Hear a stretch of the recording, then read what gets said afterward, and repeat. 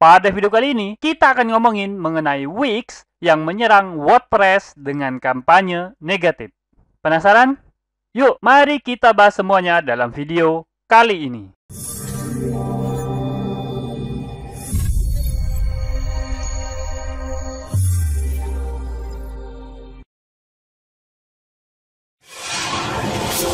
Assalamualaikum warahmatullahi wabarakatuh. Ketemu lagi bersama saya, Kanada Kurniawan, dan masih di channel kita, Pro Jasa Web. Pada kesempatan kali ini, kita akan ngomongin mengenai serangan Wix terhadap WordPress dengan kampanye negatif. Nah yuk, langsung aja kita masuk ke beritanya. Nah jadi, berita ini pertama kali saya lihat itu dari Search Engine Journal. Nah ini judulnya. Berita ini dikeluarkan pada tanggal 8 April tahun 2021. Nggak hanya di Search Engine Journal, banyak sekali media yang memberitakan mengenai serangkaian kampanye negatif Wix ini terhadap WordPress. Nah, ini ada di TechRadar, kemudian ada juga di WordPress Tavern. Nah, bahkan kalau teman-teman pengen nyari gitu ya, ketik aja di Google mengenai negatif campaign Wix WordPress. Nah, ini bakal banyak banget beritanya. Tinggal dibaca aja satu-satu gitu ya. Dan nggak hanya di Google, teman-teman juga bisa cari di YouTube mengenai Wix You Deserve Better. Nah, ini merupakan video-video yang dibuat oleh Wix yang jumlahnya ada 6 video mengenai kampanye negatif WordPress. Nah, ini ya. Ada 6 video yang membicarakan mengenai berbagai kelemahan-kelemahan WordPress dibandingkan dengan Wix.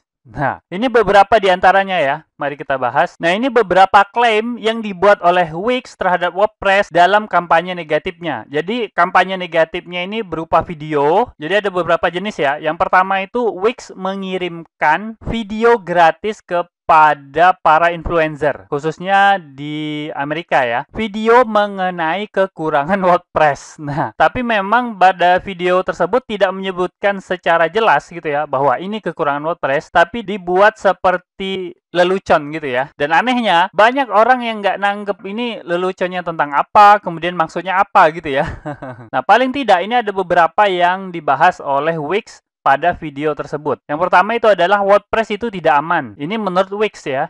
Nah, padahal kan kalau teman-teman merupakan pengguna WordPress lama, itu bakal terasa banget. Kalau dulu ya memang WordPress sering banget dihack. Tapi kalau sekarang, kalau teman-teman itu sering update, artinya selalu mengikuti update terbaru dari WordPress dan update terbaru dari plugin-plugin yang teman-teman gunakan, maka kemungkinan kecil banget WordPress teman-teman itu bakal dihack. Oke. Selain itu, Wix juga menggambarkan bahwa kekurangan WordPress itu banyaknya terjadi konflik pada plugin-plugin yang kita pakai. Dan yang terakhir, mereka mengatakan bahwa ternyata WordPress itu susah di-maintain. Nah, jadi ada banyak sekali klaim-klaim yang mereka buat terhadap WordPress. Nah, ini aneh banget ya. Iklan yang membicarakan mengenai produk orang gitu ya. Nah, jadi ibarat kalau kita jual bakso, misalnya bakso kita itu bakso A. Jadi iklannya bukan berisi mengenai bakso A, tapi mengenai keburukan-keburukan dari bakso B. Itu kan aneh banget ya.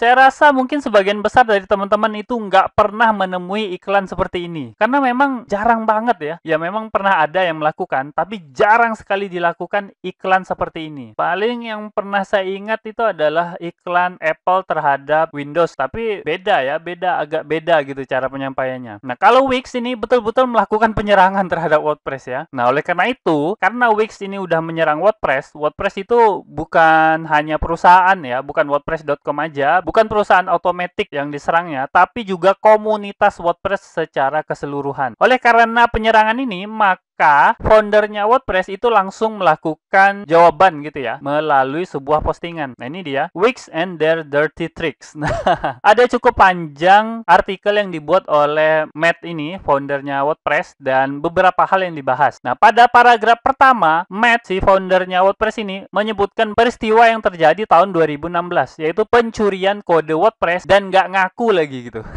Nah, siapa kira-kira pelakunya? Ya jelas, pelakunya itu adalah Wix. Nah, ini salah satu beritanya. Jadi teman-teman bisa coba cari berita tahun 2016. Itu rame banget berita mengenai Wix yang mencuri kode WordPress yang berlisensi GPL. Dan bahkan, jika teman-teman baca lebih jauh, itu dari Wix-nya itu nggak ngaku malah. Nggak ngaku melakukan pencurian karena kode tersebut adalah kode GPL ya. Padahal yang benar, merekanya yang nggak paham mengenai lisensi GPL ini. Yang jelas, akhirnya Wix terpaksa menghapus kode yang udah dia curi yang berlisensi GPL itu. Nah, Bahasan yang kedua itu adalah Matt menceritakan bahwa ini merupakan sejarah yang udah sering terjadi. Yang pertama, Wix pernah mencuri kode berlisensi GPL tadi itu. Yang kedua, Wix juga pernah meniru nama WordPress. Ini juga merupakan fakta yang mengejutkan buat saya pribadi ya, karena saya nggak pernah tahu mengenai hal ini ya. Nah, ini dari website Law Insider ya. Jadi ternyata Wix.com itu dulunya bernama WixPress. Nah,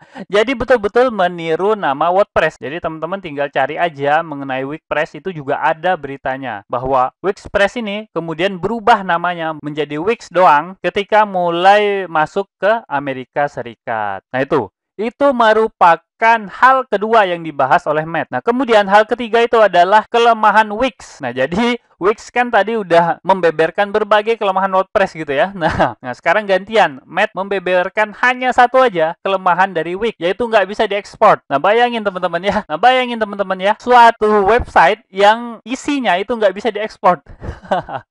Bakal aneh banget ya. Nah, ini terlihat jelas ya, teman-teman juga bisa akses bahwa pada websitenya Wix itu dijelaskan bahwa teman-teman itu nggak bisa mengekspor atau mengembed berbagai hal yang udah teman-teman host pada website Wix. Nah, ini bisa teman-teman akses pada alamat berikut ya. Nah, ini jika teman-teman penasaran. Nah, jadi artinya kalau teman-teman udah menggunakan Wix, maka kemungkinan besar teman-teman nggak akan bisa menggunakan platform yang lain. Nah, kalaupun teman-teman pengen menggunakan platform lain, maka itu harus dilakukan manual. Nah, mengcopy paste dari yang udah ada gitu.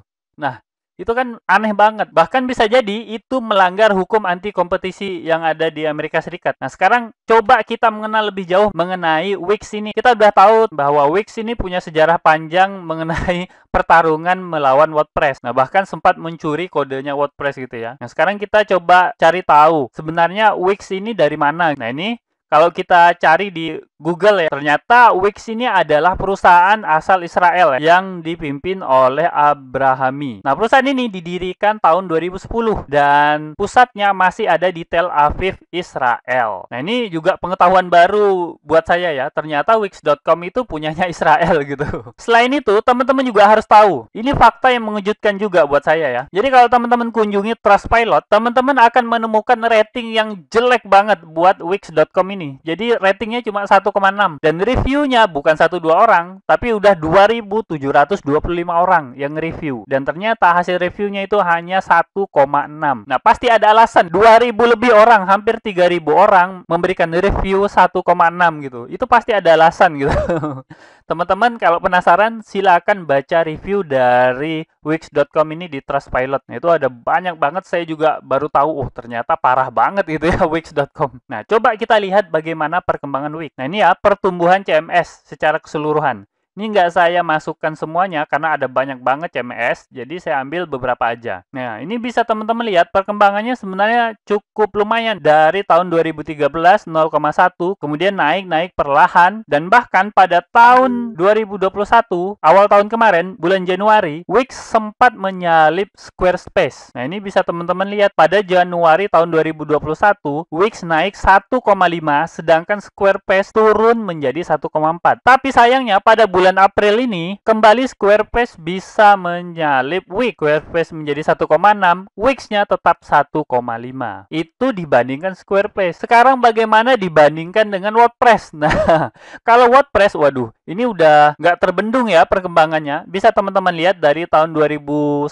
itu hanya 13%, perlahan naik sekitar 3-4% setiap tahun. Dan ini konstan, selalu seperti itu. Dan di tahun 2021 ini, awal tahun, itu udah sampai 39,5% web di muka bumi itu dibuat dari WordPress. Nah, agak mengerikan sebenarnya. Tapi perkembangannya seperti itu. Dan bisa teman-teman bayangin kalau pertumbuhannya itu 3-4% per tahun, maka kira-kira 2 tahun atau 3 tahun ke depan, setengah web di muka bumi itu bakal pakai WordPress. Nah, jadi saya rasa kalau teman-teman tonton lagi kampanye negatif yang dibuat oleh Wix, maka itu bisa jadi tidak berdasar sama sekali. Teman-teman bisa cari ya, ada banyak sekali perusahaan-perusahaan besar atau bahkan website pemerintah sekalipun itu menggunakan WordPress. Nah, bukan pemerintah Indonesia ya. Gedung putihnya Amerika Serikat itu pakai WordPress gitu ya. Sedangkan Wix saya rasa belum belum ada kayaknya, belum ada perusahaan besar yang pakai Wix. Oke, kita sampai kepada simpulan. Kalau teman-teman nanti ketemu iklan Wix mengenai WordPress yang dijelek-jelekin oleh Wix, maka teman-teman harus ketahui faktanya dulu gitu ya. Cari tahu faktanya, bener nggak sih klaim-klaim Wix itu? Nah, atau bahkan sebaliknya gitu. Kemudian setelah teman-teman tahu faktanya, barulah teman-teman putuskan sendiri mau pakai Wix atau mau pakai WordPress. Kalau saya pribadi, tentunya saya pakai WordPress gitu ya. Oke? Mungkin itu aja ya yang bisa saya sampaikan mengenai berita serangan Wix terhadap WordPress ini. Semoga aja berita singkat ini dapat bermanfaat buat teman-teman, dan saya akhiri. Assalamualaikum warahmatullahi wabarakatuh. Oke, seperti biasa, jika ada yang salah dari apa yang saya sampaikan, tolong teman-teman ingatin ya. Jangan sampai nggak diingatin, supaya saya dapat melakukan perbaikan pada channel ini dan pada diri saya sendiri. Dan jika ada pendapat yang berbeda, teman-teman bisa masukin ke kolom komentar, supaya kita bisa berdiskusi. Jika ada masukan, teman-teman jangan sungkan untuk menyampaikannya, karena saya sangat terbuka dengan segala macam masukan. Dan jika teman-teman memiliki usulan pembahasan, cantumkan juga di kolom komentar, supaya semua usulan teman-teman dapat saya wujudkan dalam bentuk video. Buat yang belum tahu, video ini adalah bagian dari program Akademi Pro Jasa Web, tempat di mana teman-teman bisa belajar digital marketing secara gratis. Caranya mudah, cukup kunjungi projasaweb.com/academy. Ada ratusan artikel dan video yang dapat teman-teman pelajari. Jika ada pertanyaan mengenai materi, teman-teman tinggal hubungi saya melalui email info@projasaweb.com. Gratis tanpa biaya apapun. Harapannya, dengan program ini, semakin banyak orang yang memahami digital marketing. Saya percaya, jika semakin banyak orang yang paham digital marketing, maka ekonomi kita juga akan semakin baik. Yuk, dukung program ini dengan cara subscribe dan share video ini, serta mengunjungi Pro Jasa Web Academy.